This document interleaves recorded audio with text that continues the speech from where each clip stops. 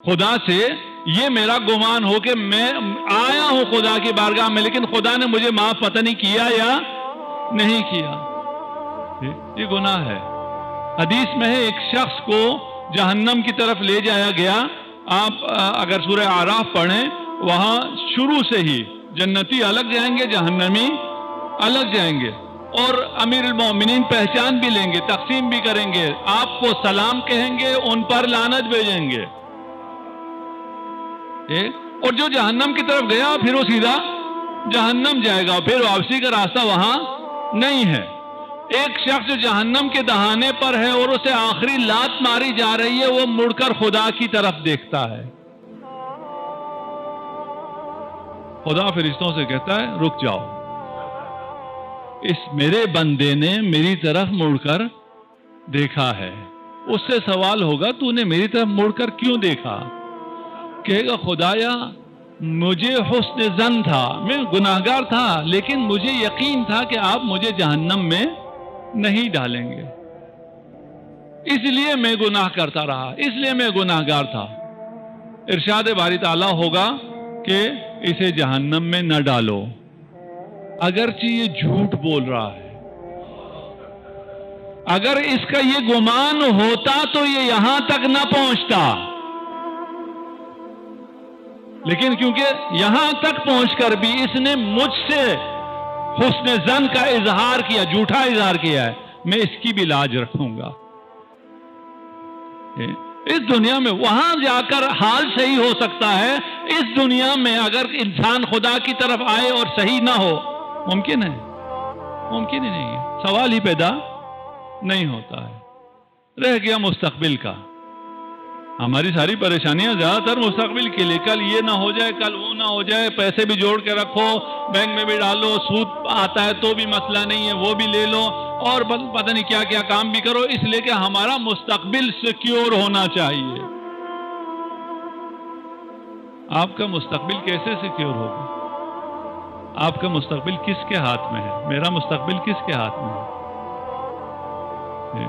ہم جانتے کیا کرتے ہیں؟ جس کے ہاتھ میں سارا مستقبل ہے، جس کے قبضے قدرت میں سب کچھ ہے، اسے چھوڑ کر اپنا مستقبل سیکیور کرنا چاہتے ہیں۔ میں سودی کاروبار کر کے سود پہ پیسے رکھ کر اپنا مستقبل سیکیور کر رہا ہوں، میں خدا سے جنگ کر کے اپنا مستقبل سیکیور کر رہا ہوں، مجھ میں اطمینان آ رہا ہے کہ میں تو ٹھیک ہو گیا۔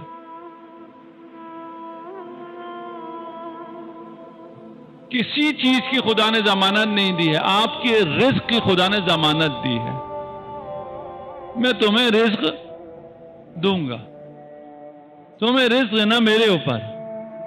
فقر سے گھبرا کر شادی کو تاخیر میں نہ ڈالنا، گھبرا کر بچے پیدا مت کرنا، یہ نہ ہو کہ اس کو کون کھلائے گا، بیوی آئے گی کون کھلائے گا، بچوں کو کون کھلائے گا، یہ کم بچے پیدا کریں۔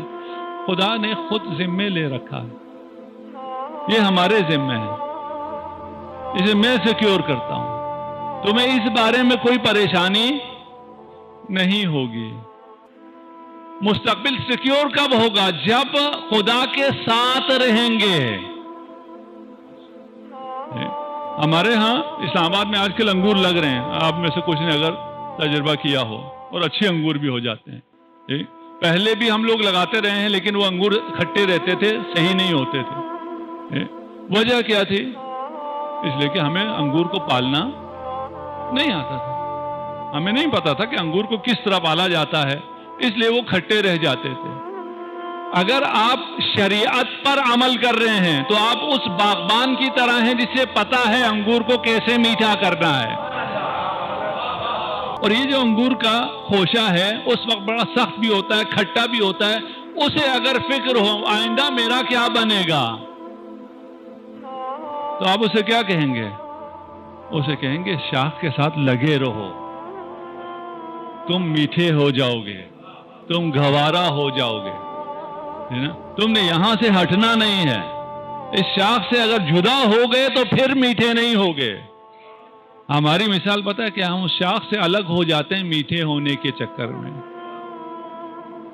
اگر خدا کے ساتھ رہو تو مستقبل بھی سیکیور ہے. خدا کا دین جو ہمیں میٹھا کرتا ہے, جو ہمیں شیرین کرتا ہے, جو ہماری موت کو شیرین کرتا ہے, یہ خدا کا دین ہمیں پتہ کیوں شیرین نہیں کر سک رہا ہے؟ اس لیے کہ ہم نے دین کو بوفے کی طرح سمجھا ہوا ہے کہ بوفے پہ جائیں گے, جو پسند آیا وہ اٹھائیں گے, جو پسند نہیں آیا وہ نہیں لیں گے. خدا کا دین بوفا نہیں ہے, خدا کا قرآن بوفا نہیں ہے. خدا کا دین, خدا کا قرآن دوا کی طرح ہے. دوا کو کوئی چھانٹتا ہے؟ بچے چھانٹتے ہیں. بچے کہتے ہیں یہ میٹھی والی دوا میں پیوں گا, یہ کڑوی والی میں نہیں پیوں گا. دین میں اگر آپ نے چھانٹی شروع کر دی تو یہ آپ بچگانہ کام کر رہے ہیں.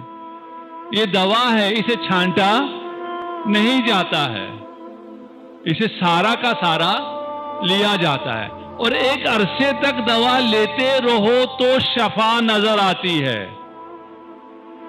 لیکن ایک عرصہ آپ کیوں دوا لیتے رہتے ہیں؟ اس لیے کہ دوا کا اثر تب ہوگا جب مستقل لیں, ہمیشہ لیں اور ساری کی ساری دوا لیں, اس میں پک اینڈ چوز نہ کریں. دین بھی اسی طرح ہے. اپنا اگر مستقبل سیکیور کرنا ہے تو پھر شجر دین کے ساتھ رہنا ہوگا. وہ دین کا شجر اہل بیت ہے, محبت اہل بیت.